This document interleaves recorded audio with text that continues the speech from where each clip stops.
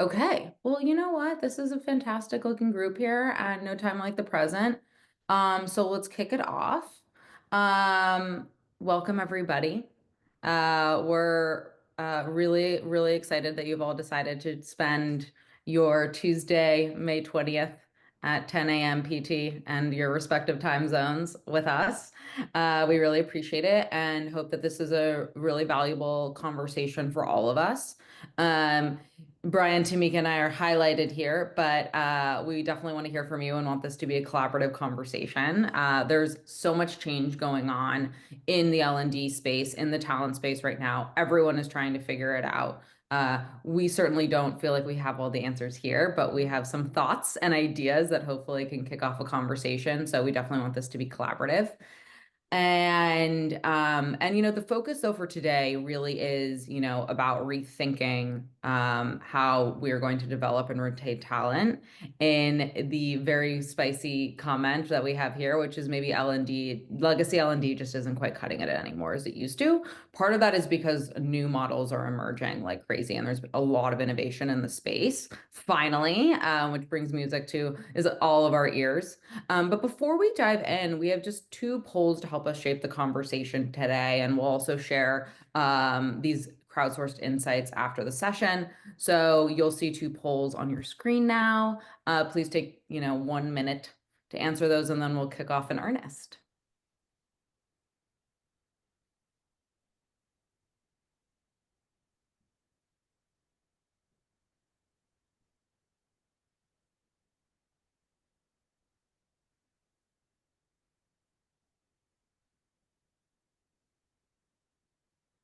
Okay,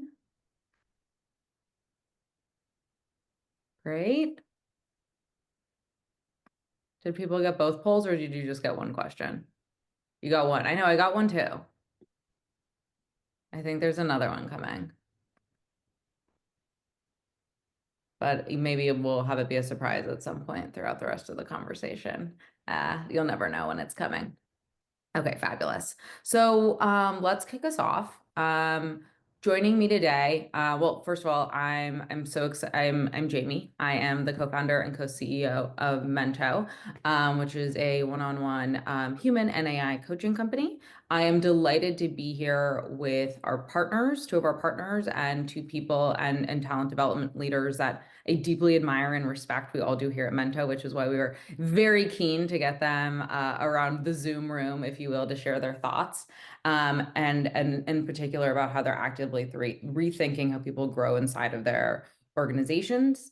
I'm joined by Tamika Smith-Anderson, who is a senior HRBP at Gusto, where she's helping shape an inclusive high performance culture at scale, and Bryan White, who is the head of HR at KRAFTON Americas, where he's leading people strategy across a complex, global, and fast moving organization. So we have here two witnesses who are not just watching the future of L&D unfold, but they're actively building and shaping it. And I've learned a ton from both of them in my conversations, and I know today will be no different. So without further ado, let's hop in. Um, we'll start with like just taking a look back at kind of what are we doing? We're still, many of us are stuck in the old playbook, if you will, and that's all of our organizations are in one way, shape, or form. So, Bryan, maybe you'll kick us off here, and then we'll pass it over to Tamika. What's something we keep doing in L&D and that needs to die, and why hasn't it yet? Thank you for the opportunity to come speak with everybody today and to share a little bit of a passion of mine, which is Yeah. L&D. So kind of looking back, things that really need to change. I think we're so focused on just building content in terms of closed competencies, that old model of if you build it, they will come. And where I found that is just no longer effective. Just building content for the sake of building content is very ivory tower-esque. And I think it's built in some of the educational systems that we were used or used to or still see in today's society. And where I think we really need to move is going from this concept of just content to context. And really what that is taking of what are we doing and how do we apply it in the organization? So one of the things I think we just need to really look at is why are we building content and what is the purpose of that content?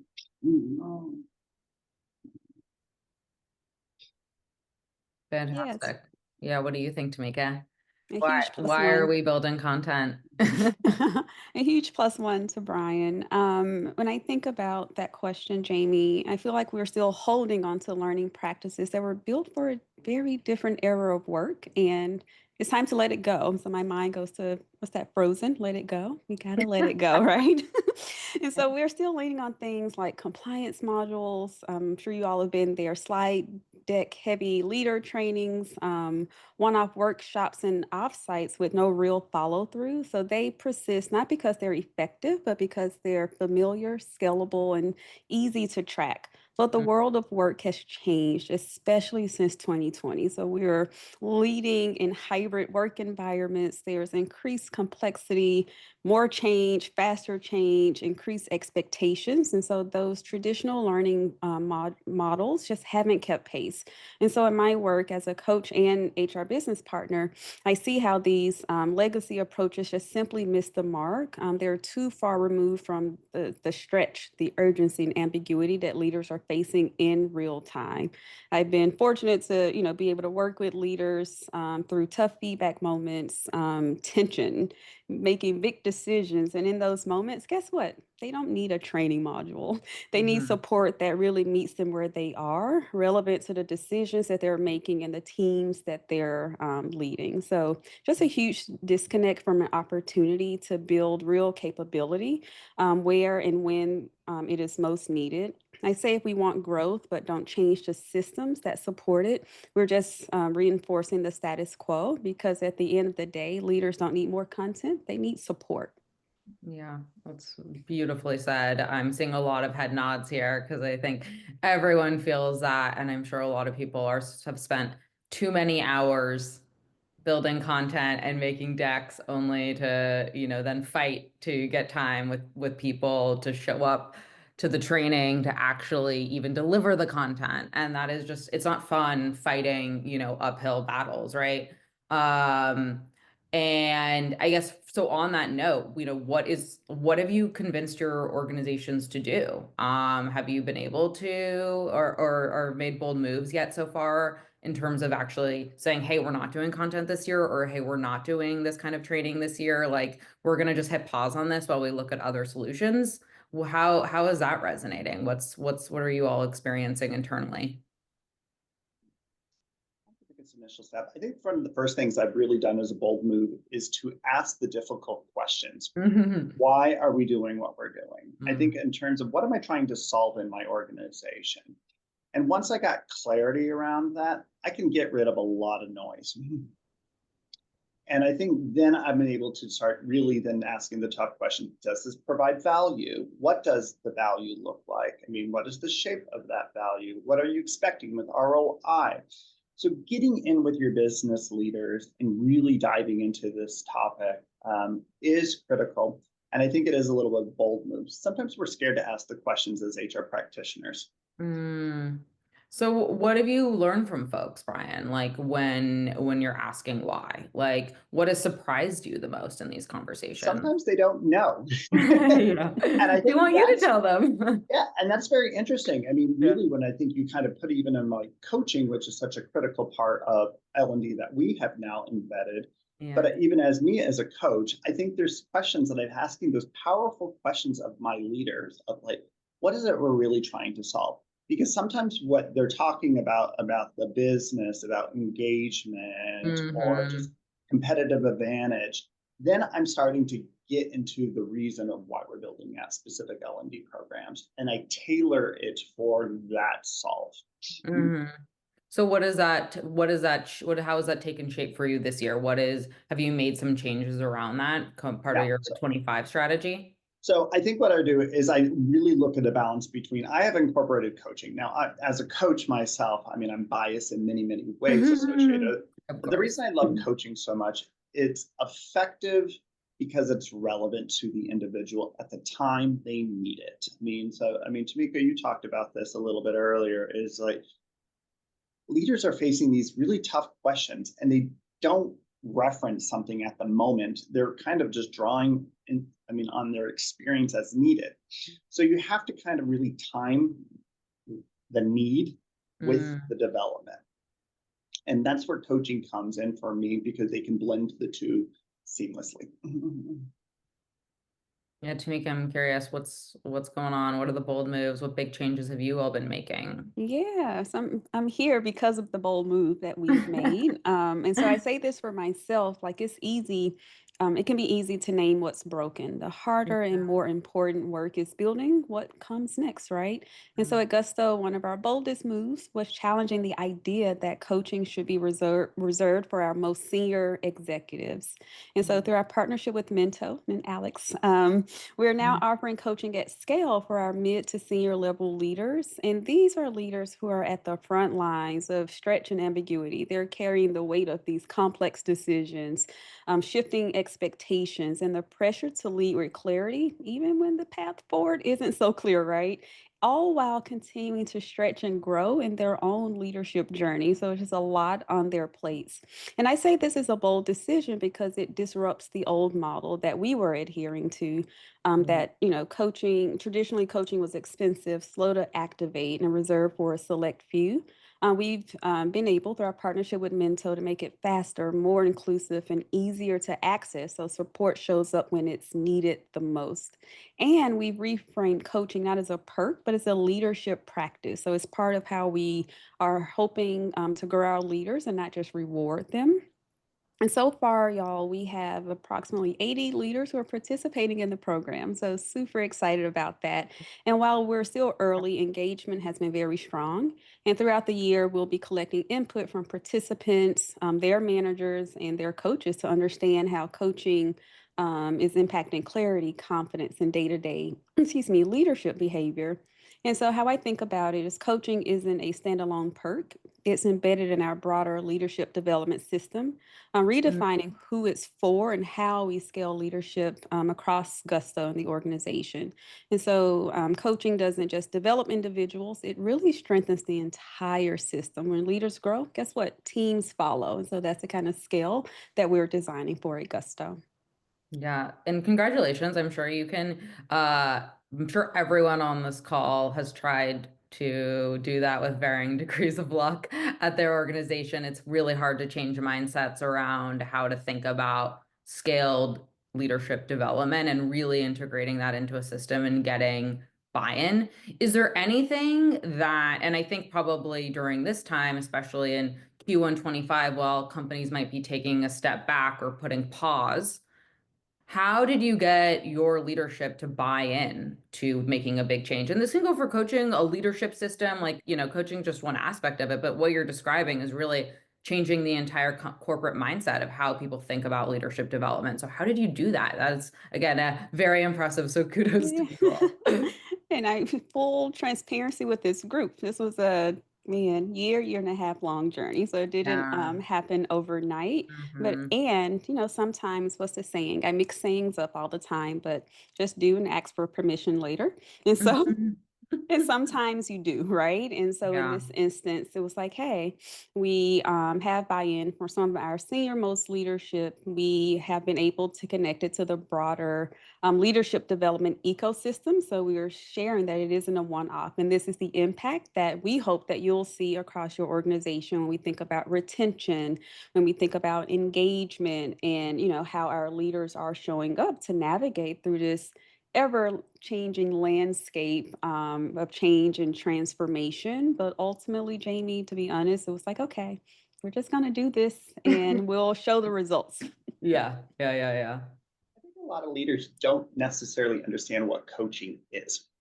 And so Hmm. probably the easiest way is to let them experience them themselves. Hmm. So, I mean, I have worked with many leaders and they think what coaching is like advice or somebody who they just kind of talk to. And sometimes and once you Yeah. really get into Or really work good, therapy. yeah, Hmm. exactly. And you're Once like, you get it's into more than good work coaching, therapy, I swear. you get into good coaching and they see the transformation within themselves, then they're able Mm, to actually think, oh, wow, I can see that how it applies to the organization. So mm, if you have an opportunity, get your senior leader into some form of coaching. I mean, even if it's very short term, they'll see the power of it, and then they can actually start to see the return on investment. Because I know, as Yeah. you said, like most organizations, I mean, there's a stat here about 86% of organizations see the return of on their investment as it pertains to coaching. Wow. That is high. And I guess so out of curiosity, when you think about your leadership development system, right? We have personalized, meeting people where they are, maybe not taking on the burden yourselves because you're outsourcing it to another company, whether it's ours or another one, right? Because you neither of you can coach everyone. I mean, I hear this all the time, right? From HRBPs and L&D leaders, they become the de facto coach for the whole organization, and that's obviously a lot. Meeting leaders where they are in a deeply personalized space. I guess, is there anything that you're actively giving up in exchange, or you're saying no to as you kind of reshift the focus that you said this year that, I don't know, maybe some folks here would think would be a little controversial or surprised because it's deeply ingrained? Are we saying no to certain offsites? Did we kill LinkedIn Learning? Are we, not doing a certain training? I'm curious, like, are you taking it? Have you taken anything explicitly off the table? I can start us off there. It's not like a spicy or hot take, but it's like, okay, we're doing a lot of good things. Let's do them great. And so not adding, Mm, not adding to the list. And so really being intentional about the offerings that we have and how can we up level those to meet people where they are, to make them more accessible, easier to find, easier to use. And so one thing that mhm, we're hoping to do in terms of saying no to something new or different. It's like, nope, we're going to focus on what we have and make it better. And so, really leaning into simplifying the learning experience for our employees. And so, learning, it can't drive performance if it's buried in the noise. So much that's competing for our attention, right? And so, we're really making moves to simplify access and reduce friction. If the experience is overwhelming, it doesn't matter how good the content is, people will simply opt out. I know I've definitely been there before, like, nope, this is too much. Gonna go on and yep, do something else.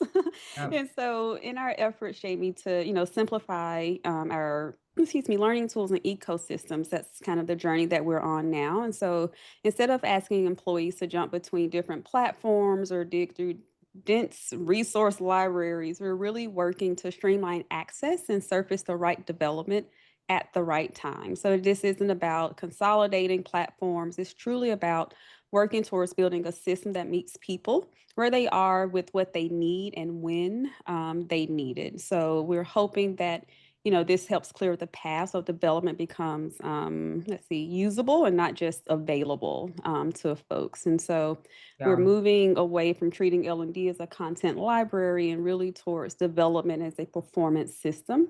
So it's not mhm, just about what people know, but how they apply it in those moments that really matter. So saying yeah, no to doing more, but up yeah, leveling the rest.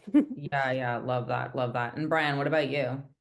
I think we're talking about we're moving away from content libraries. These big Yeah, I mean, you're my organizations, anti-content content guy.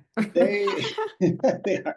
Um, it's expensive, and I Yeah, find the utilization of it's really low. yeah, So, I mean, people speak with their feet, and they will put interest into what they really find passionate around. yeah, So I think there is, I mean, to the point, if you can get them to identify what that is. The other thing I'm kind of ditching these days are these hour-long trainings. So mm, everybody's really saying, like, hey, I only have an hour. That's about the attention you can get out of it. Nobody retains anything during those yeah, period of times. So mm-hmm, I'm really having to sit here and rethink about, right, how do people actually absorb information and how does it change into behaviors? That's really what you're trying to drive in L&D. I mean, and ultimately what we want to do, it's not changing just how you do something, it's the behaviors behind it that yeah, foster really good change in an organization. yeah, yeah, So I think, I mean, now we're starting to see a lot of science around this. A&I is playing a much bigger factor in this. And so that's one of the things I'm excited for about how technology is moving more and more into kind of the science behind L&D and behavior. Yeah. Yeah. I love that. Saying no to 1 hour training, saying no to content libraries. Also, what does that mean for your time and your team's time when you're not just, churning out content all the time? Okay. So this is the perfect segue. We're going to talk about the future, talk a little bit about the past. Before I do that, we've been hearing from Tamika and Bryan, two infinite sources of wisdom, and they have a little bit more to share. In the meantime, we're going to do another poll. Let's see if we actually get two questions. We might just get one, but better than none. And then we'll talk about the future.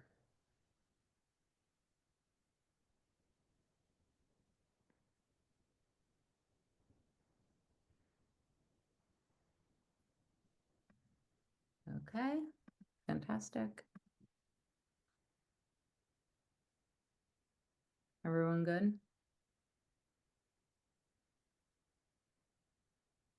Okay, fab. Alrighty. Well, thank you all. We will be sharing all the insights and learnings with you all after this. And then, obviously this wouldn't be a legacy L&D is dead. What is the future without conversation on the buzziest and most unknown topic of them all? Something that's on everyone's minds here, which is AI, and would definitely love to see some participation in the chat if you have something that you want to share about what you're doing or questions that you might have, what you want to know what other people are doing. That can also help us inform digital resources that we can borrow from Tamika and Bryan after the call. But like it's on everyone's mind. Let's start with just what you're excited about the biggest L&D and people challenge that many of us are facing. I think we all know them, right? Time, personalization, learning efficacy, all the great stuff that you've just shared. And what are you excited about AI solving, or what you do think it could solve? And this, even if you haven't seen the exact solution out there, tell me a little bit more about what you'd like to see.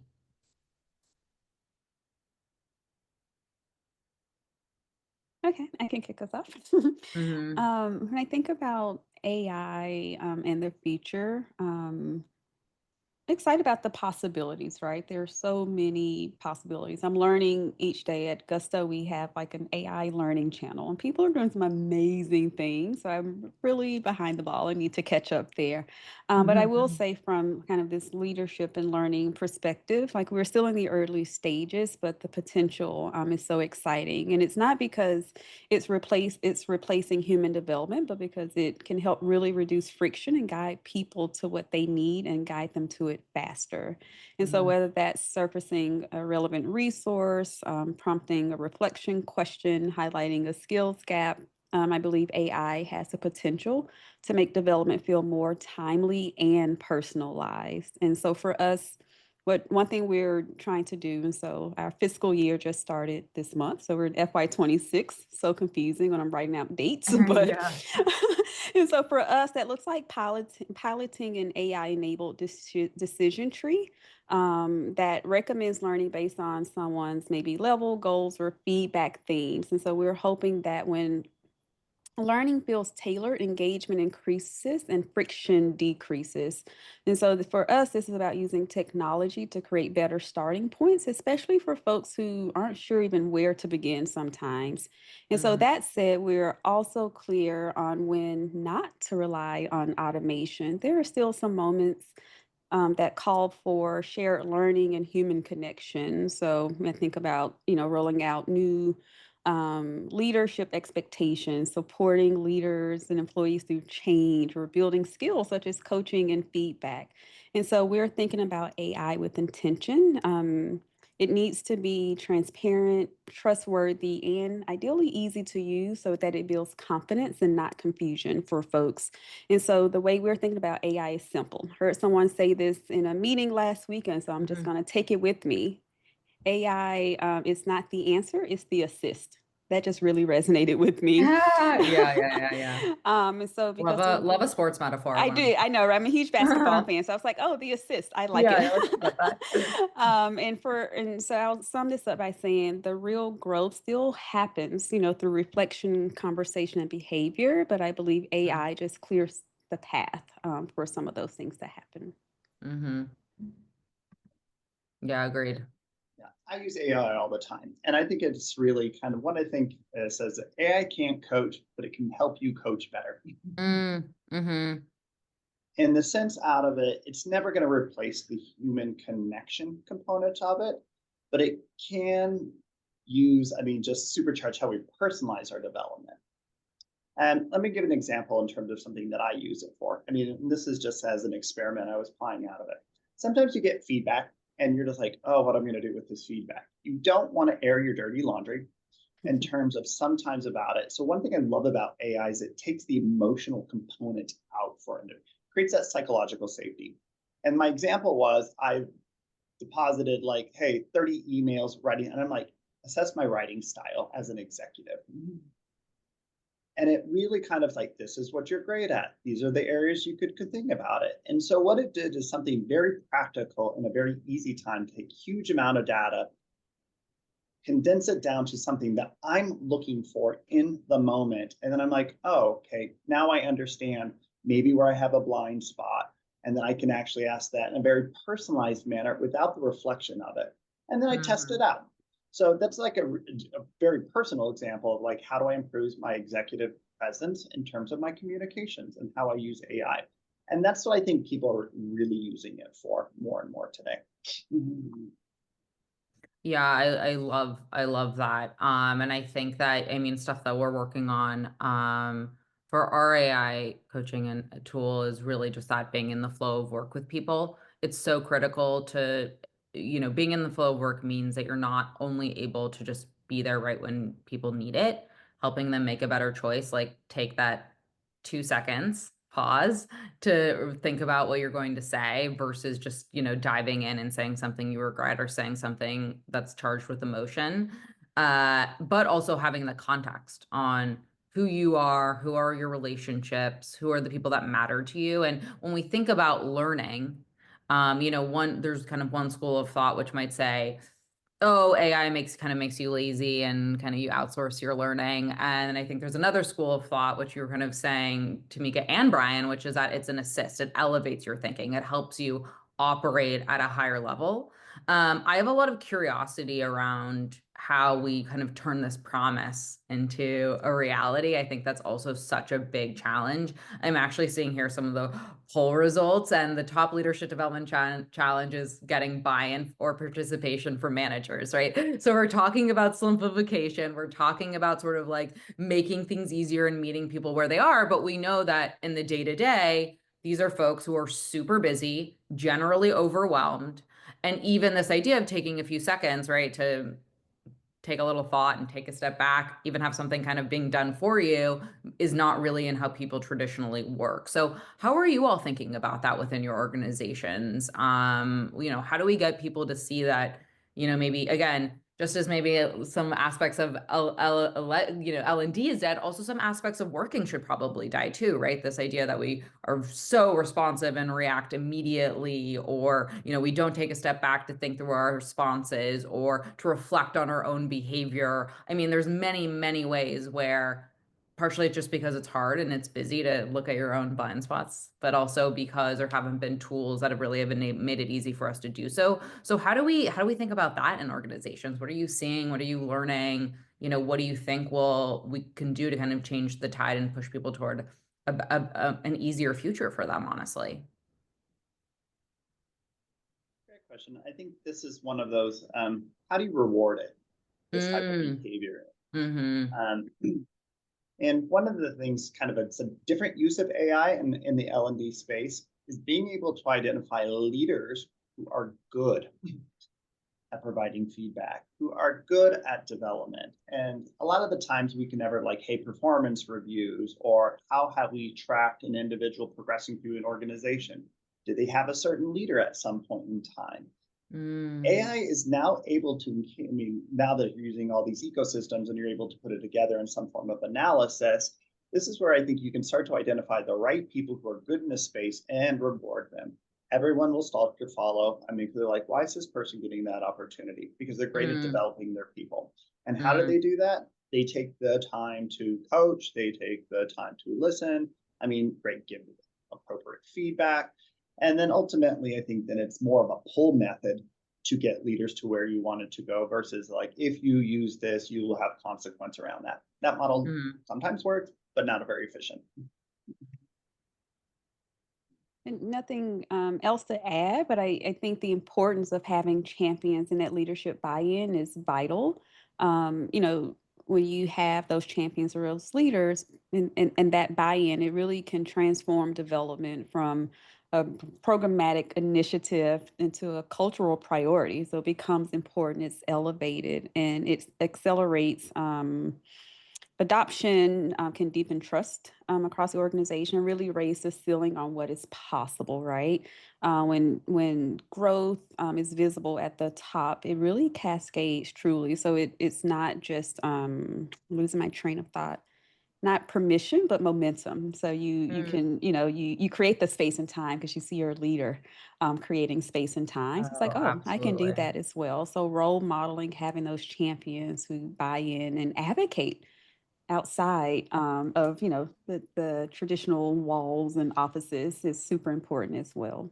Yeah, that's such a good point. I think word of mouth, internal word of mouth is so underrated when people are like, "Oh, well, I did this with my coach," or I used AI for this reason," or whatever it is that then inspires other people to say, "Oh, okay, you're not like, you do have a support system," or right, my mentor or someone that, right, it could be a bunch of different things, but getting people to talk about that stuff is like their superpowers has such important can have such important downstream effects. And we don't, it's like such a simple thing that we don't think about, but like we're all Hmm. social beings and we have people that we admire and people that we want to be like. And also, I think creating a norm, I mean, we still see it all the time, I'm sure you all do, is like support means that you're being punished. Like you have problems to fix still, right? There's Yeah. still some of that lingering mindset.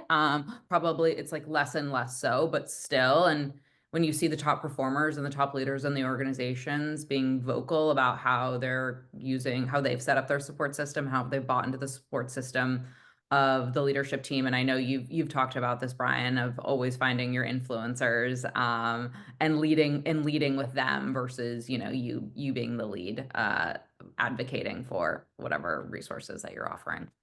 Something important, which is just being very vocal about the use of these tools. I mean, how many people hide behind AI? I'm very vocal on my team. I tell Yeah. my team all the time about it. Yeah. Like, hey, I took this email and I said I wanted to have it appropriate for a language in another foreign country. Take it and out of it. Yeah. Versus people standing behind it like, this is me. I'm like, it's me, but it's me with technology. Yes. Hmm. Yeah. I'm like, And maybe I'm so a little better with technology. I don't have of shame in that. course I am. I mean, oh, I look at some of my old emails or just the ways that I've been like, what did I just put out? Versus me actually doing something out of it. I'm like, oh, I see the subtlety about it. And it is something that just makes me better in the long run. So I Yeah. think we just got to be more visible with it because I think a lot Hmm. of Yeah. people still hide behind AI. And again, AI being the assist, right? I have a Right. coworker, and they, you know, they always call AI their personal assistant, and its name is Mhm. Chad. So it's like, hey, I use Chad to Yeah, help we me name develop it. X, Y, and I Z. need mine. That's right. That's right. Well, we'll close out here. There are a few questions. We have one which is around, is anyone using AI to benchmark L&D results? Are either of you doing that, or is anyone in the crowd doing either of those things? So for me, not necessarily for benchmarking, but I definitely use AI to help me with coaching that we're doing at Mento. So those measures of success, and so helping me, I use AI to help me think through the KRs that would let the business know, like, hey, is this a good ROI and something we would want to expand further? So it's been a very great tool in helping me just kind of think through what are the most important measures here that I can track over time to eventually take back to the business at the end of this engagement. Use it on both ends out of it, help in the defining of what you're trying to measure. And then ultimately, then you're kind of whether or not you're doing a feedback survey or whatever, there's an additional thing out of it to assess all of what you've just received from the participants, or even better, it's not the participants, from those that may be in their circle, Yep. To understand, like, is this actually embedding in the organization, to assess that and then be able to do a comparison. Then you can start to show ROI a little bit better and using the technology in itself. I mean, for me, just reading something like feedback surveys, it'd be like, is this good? Is it bad? I don't really know. I have Yeah. to link it back to what I was really trying to measure in the first place. Yeah, I mean, I do think that this is going to be an area where when AI gets more embedded into organizations, and everyone's working with some form of AI, probably something maybe that you all even customize at the HR people level that can give people super personalized learnings. I mean, that's one of the things we sort of dream about here at Mento, right? Is that whenever we speak to HR leaders, people leaders, L&D leaders, they know basically they can tell you what everyone in the organization should be working on, and what their hopes and dreams are. I mean, imagine being able to kind of tweak, custom AI for each individual in your organization to help guide them. Because like you said, it's not that people have bad intent or don't want to grow. They just don't know how, or they feel stuck, or they can't see their blind spots. And so I think in that world, you'll be able to be a future where you can benchmark L&D results at probably the individual level. We're not quite there yet. I think we have a bit of a ways to go, getting buy-in, getting usage, helping people see that this is in their best interest and that it's about their growth and not for because they're being punished or because Mm-hmm. they're doing something poorly, but because you want to see them grow and be more productive. So I think there's going to be a ton of innovation there as the technology progresses. I do think the entire L&D landscape is going to look very different in the coming, call it 24 months, but change is slow, even though progress feels fast. These are huge, massive changes in how people are going to be working. So I Mm-hmm. think it will surprise us how quickly it comes, but it still represents a very, very different way of working. Um, and then I see there's a question around assessing use of AI in performance reviews. This is actually super interesting. It's not really about using AI to write them, but actually reflecting on how well people are using AI in their day-to-day at work. That's fascinating. Yeah, talk about a new like assessment ladder. What are either of you seeing that where performance will be measured on how well they're using AI? I mean, I see here Jay mentioned we have an upskilling program that Allison's team's working on. Jay mentioned at Zapier, they're using AI and testing for, ability to solve problems with AI in hiring. I'm seeing a ton of that. And I think that that's kind of where I've heard of it. I haven't heard of it as much on the internal side. So I'm curious about that. If have either of you seen that or is that coming up in conversations? So I would say on the Gusto side of the house, there is investments being made in AI. So we recently rolled out an AI stipend for each employee. Mhm. And so Yeah. we have a curated list. It's a bunch of AI stuff out there, y'all. A Yeah. curated list, that we can use the stipends towards. So whether it's to help you with your day to day or even something outside of work. And so I haven't seen it specifically tied to performance in the general sense, but we are being encouraged to utilize AI to assist us in our day to day, whether it's internal or external. So that's how I'm seeing it deployed at Gusto currently.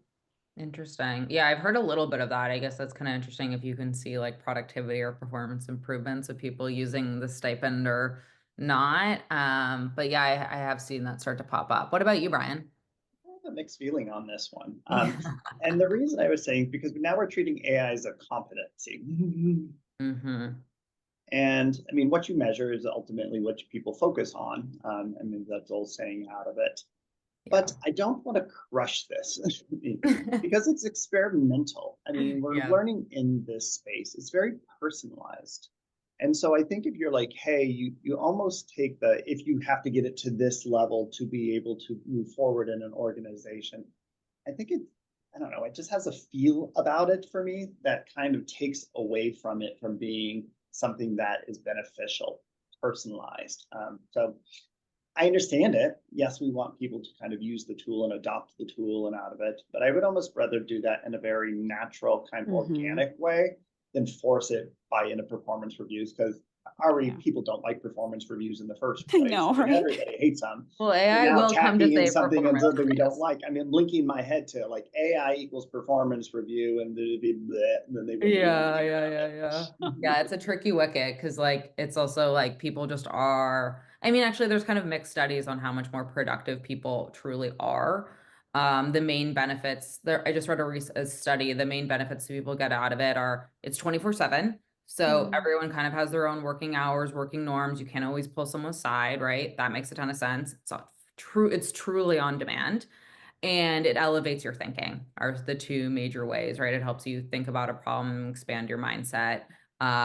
Obviously, there's also, it depends as well. Like, obviously, engineers have different incentives probably than some other, to use AI than some other organizations. So it's also interesting to see how maybe for some functions it might be a competency and others it might not. But yeah, I guess it maybe will also just become embedded in how we work. And so we won't think about it as a separate competency. It'll probably be on like the L5, it will be, to get that promo, you need to be able to use cursor with aplomb.